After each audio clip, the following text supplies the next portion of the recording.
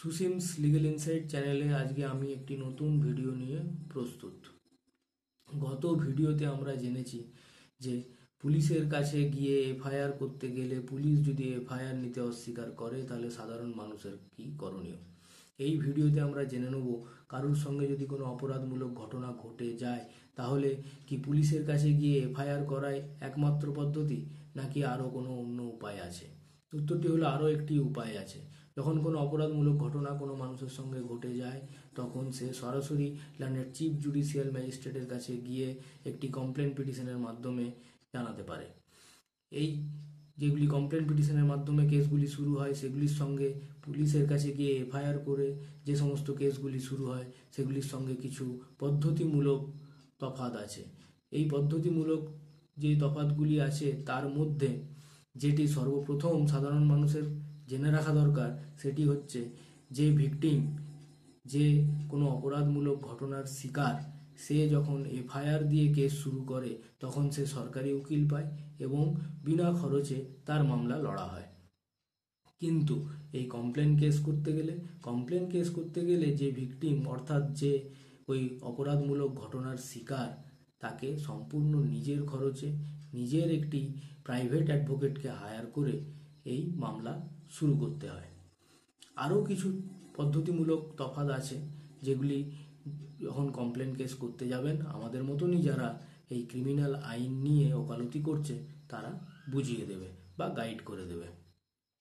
এখন এই কমপ্লেন কেসের ক্ষেত্রে যখন কোনো কমপ্লেন ল্যান্ডেড সিজিএম সাহেবের কাছে দায়ের হয় তখন সেই কমপ্লেনেন্ট এবং কমপ্লেনেন্টের পক্ষে যে সমস্ত সাক্ষী আছে সবাইকে আইনে যেভাবে বলে দেওয়া আছে সেইভাবে সাক্ষী করে তারপরে যদি দেখে যে সত্যি অভিযোগের যে গল্প বা অভিযোগের যে ঘটনা বলা আছে তাতে সত্যতা আছে তখন আইন অনুরূপ যাদের বিরুদ্ধে মামলা তাদের সাজা হয়।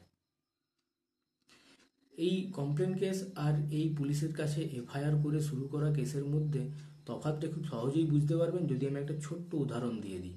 যদি কারোর চেক বাউন্স হয়, অর্থাৎ কেউ যদি কাউকে টাকা ধার দেয় এবং সেই টাকা ধারের বিনিময়ে যখন সে একটি চেকে টাকাটা শোধ করার জন্য যে টাকা ধার দিয়েছিল তাকে চেকটি দেয়, সেই ক্ষেত্রে ওই চেকটি যখন আমরা গিয়ে দেখি ব্যাংকে বাউন্স হলো তখন ঠিক যেভাবে আমরা কমপ্লেন করি সেইটি হলো কমপ্লেন কেস।